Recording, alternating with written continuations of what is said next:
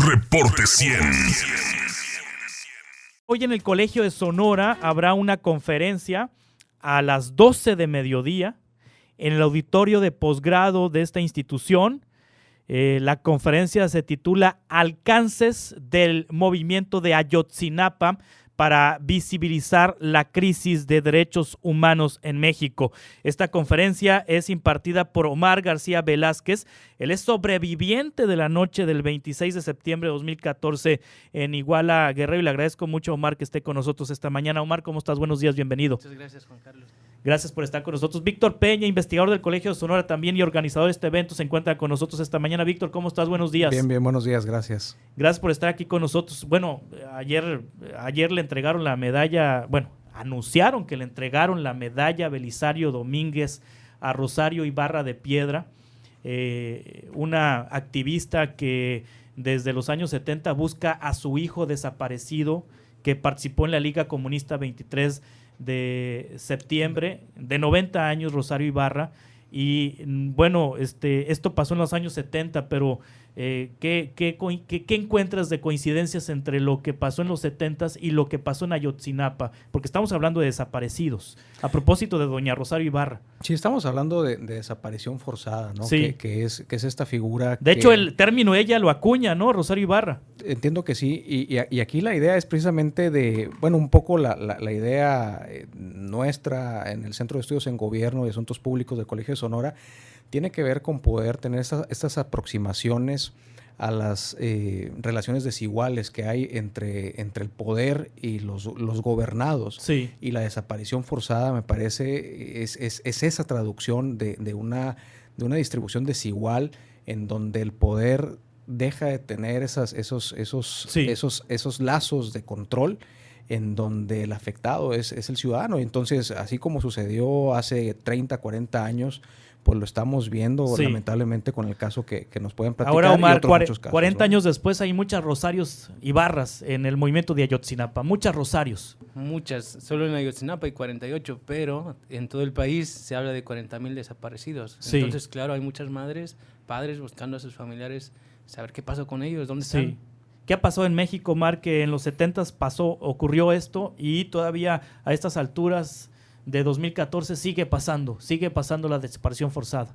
Pues es que en los años 60, 70 se supone que todo se daba en el contexto de la lucha contra las guerrillas, sí, que se denominó guerra sucia, ¿no? O sea, el Estado hacía un uso desproporcional de la fuerza, no obedeciendo los protocolos adecuados, o sea, no llevaba a las personas a prisión por los delitos que estaban cometiendo, ya fueran rebelión, sedición o lo que fuera, sino simplemente los desaparecía. Sí. Y en la actualidad sigue ocurriendo, ese es el problema, o sea, la desaparición forzada es la privación de la libertad por parte de miembros del Estado o de particulares, pero con la aquiescencia de estos. Entonces, sí, aquí entra ahora el ingrediente del crimen organizado, del narcotráfico, algo que no existía en los 70s, pero el Estado permanece en ambas épocas, 40 años antes y 40 años después. Exacto, o sea, sí, hay que entender que el Estado siempre ha estado ahí, sí, o sea, ya sea participando directamente o siendo omiso, o sea, dejando que pasen las cosas.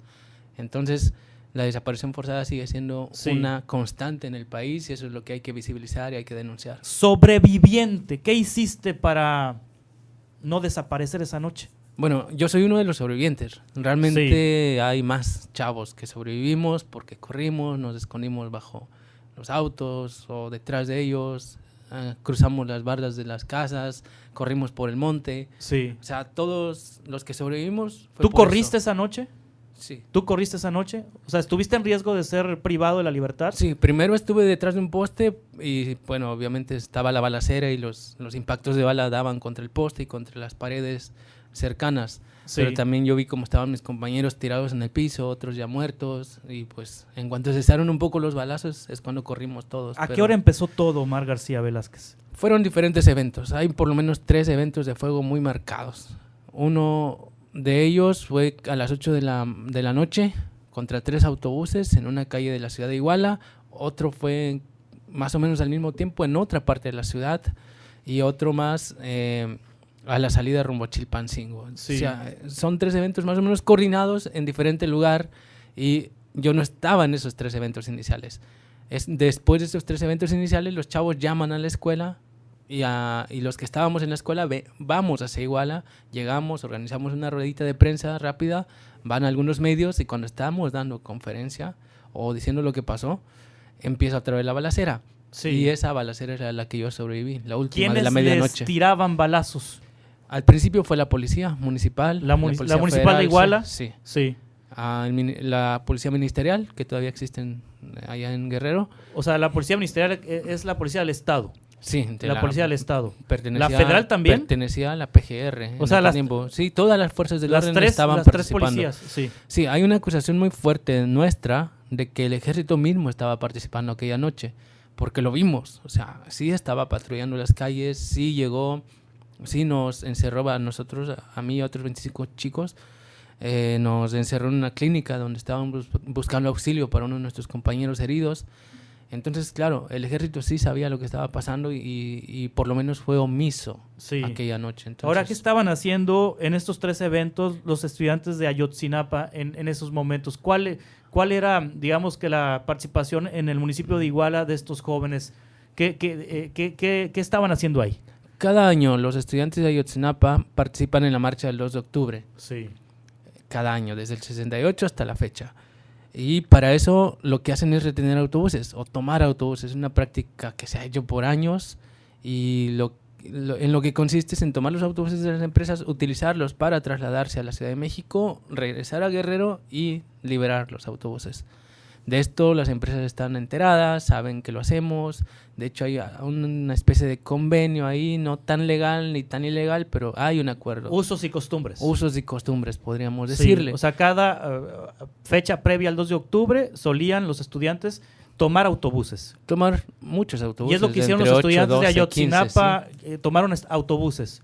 Sí, hay una teoría de que alguno de los autobuses, según las investigaciones del Grupo Interdisciplinario de Expertos Independientes de la Comisión Interamericana de Derechos Humanos, que alguno de los autobuses habría estado cargado de droga. O sea, los autobuses y las empresas camioneras se prestarían para el trasiego de drogas hacia Chicago o hacia Estados Unidos en general. Entonces los estudiantes habrían tomado sin saber un autobús donde había droga. Exacto, esa es una de las teorías fuertes que aún no se comprueba y que no se ha querido investigar. Entonces la reacción del crimen organizado y del Estado es recuperar esa droga. Exacto. Esa es la teoría más fuerte que hay. Y para recuperar esa droga hacen estas balaceras y levantan a los estudiantes. Exacto. Utilizaron pues armas de fuego, tomaron a los chicos, se los llevaron en las patrullas, eso está comprobadísimo. Sí. Y después de ahí supuestamente se las entregaron al narco. De ahí la teoría de la PGR o ex PGR afirma que los estudiantes fueron calcinados en un basurero. Pero hay muchísimas irregularidades porque se torturó a muchos de los presos o de los inculpados. No hay conexión se rompió la cadena de custodia en la investigación. Entonces, obvio, es una investigación mal hecha. Sí, entonces los estudiantes, pues digamos que toman estos autobuses con la intención de ir a la Ciudad de México a las protestas por el 2 de octubre. Habrían tomado un autobús que tendría droga y la reacción del crimen organizado es combatir a los estudiantes para recuperar esa droga y el Estado pues también copartícipe junto con los integrantes del crimen organizado. ¿Cuántos estudiantes? Desaparecen 43, pero esa noche ¿cuántos estudiantes de Ayotzinapa estaban ahí en Iguala? Esa noche habíamos unos 120 estudiantes. 120 estudiantes. Sí. Sí, de los 43 desaparecidos, el resto que sobrevivió, ¿fueron torturados también? ¿Fueron agredidos? Heridos de bala. Resultaron heridos. 15, 2 muy graves, uno permanece en coma hasta el día de hoy, con un balazo en la cabeza. Y bueno, pues el resto, pues afectados en cuestiones psicológicas, ¿no? Los detienen a los estudiantes. ¿Quién detiene a los estudiantes? ¿La policía o los...? La policía. La policía. Ahí está, la participación es clara. Son los policías quienes inicialmente toman a los estudiantes. ¿Y los entregan al crimen organizado? Esa es la teoría de la PGR, de la ex PGR de Murillo Karam, de que se las entregan al crimen organizado. Nosotros necesitamos que nos comprueben eso todavía. Y la teoría del grupo interdisciplinario es que porque estarían cargados de droga, pero aún falta comprobar todo eso, ¿no? Sí, o sea, la verdad histórica de Jesús Murillo Karam dice eso, pero no ha sido probado. No ha sido probado, pero es muy probable porque Iguala y Guerrero es uno de los principales cultivadores de drogas y de los principales, bueno, hay el Triángulo Dorado, conocido ahí en Guerrero, donde esa región precisamente es donde más presencia hay del narco. Sí. Controla municipios, controla presidentes, etc. La verdad histórica dice que la de Jesús Murillo Caram, que fueron incinerados en el basurero de Cocula. ¿Tú crees en eso? No lo creo y no lo pienso así. Murillo Caram lo afirmó el 27 de enero de 2015. Dijo todos los estudiantes fueron calcinados ahí. Luego vinieron investigaciones independientes y Murillo Caram se retractó un poco. Dijo, bueno, no todos los estudiantes fueron calcinados ahí. Ahora anda de cínico diciendo que por lo menos un grupo de 5 a 10 estudiantes sí fueron calcinados ahí. Entonces, aquí lo que nosotros entendimos es que si nos hubiéramos quedado callados, si hubiéramos aceptado la versión oficial tal cual venía, si no la hubiéramos cuestionado, ahí se hubiera quedado la cosa. Sí. Sin embargo, al cuestionarla, entonces ya vimos que ellos mismos van admitiendo que no fue tal cual. El ejército, ¿qué participación tuvo en esto? Recientemente los papás tuvieron acceso a los campos militares. Pues obviamente ya pasaron 5 años y si pasó algo ahí, pues es difícil saberlo, pero ¿qué sospechas hay sobre el ejército? Bueno, primero, nosotros no tenemos nada contra el ejército, contra la institución, pero sí sabemos que el ejército en 50 años, por lo menos, miembros suyos o cuerpos especiales se han dedicado a desaparecer gente. Mencionábamos la Guerra Sucia de los 70, ¿no? Sí. Sabemos que existían los vuelos de la muerte, donde tomaban a los guerrilleros, a los luchadores sociales y los llevaban a tirar al océano, ¿no? Al océano Atlántico, a donde fuera. Entonces sí queremos que se investigue el ejército porque sí sabían que estábamos nosotros ahí, nos estaban monitoreando en el C4.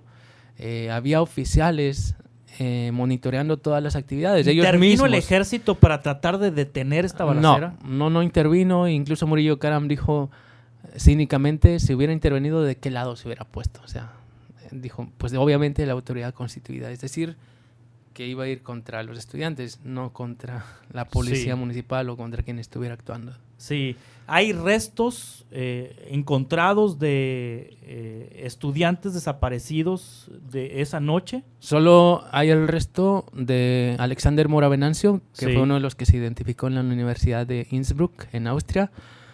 Pero el tema no es que se haya identificado. ¿Dónde encontraron esos restos? Ese es el problema. Supuestamente lo encontraron en el río San Juan, cercano al basurero de Cocula. Pero no hay conexión entre el basurero de Cocula y el río San Juan. Además, la manera en que fue hallado o puesto ahí ese resto es muy sospechosa. ¿En bolsas? Tomás Herón de Lucio las encontró el día 28 de octubre del año 2014 y eso no consta en el expediente. ¿Por qué? Porque Tomás Herón de Lucio, el entonces jefe de la Agencia de Investigación Criminal, tomó a uno de los presos, los llevó sin su abogado y sin los trámites correspondientes y bueno, al día siguiente anuncian el hallazgo. O sea, para nosotros esa prueba o ese resto fue sembrado en una bolsa de plástico para decir luego que provenía de las cenizas del basurero de Cocula. Sí. Si no consta en el expediente es muy sospechoso. Si se saca un preso sin su consentimiento del abogado ni nada, también es sospechoso. Entonces, a 5 años de estos hechos, Omar García Velázquez, sobreviviente de la noche de Iguala del 26 de septiembre de 2014, ¿tú crees que se esclarezca?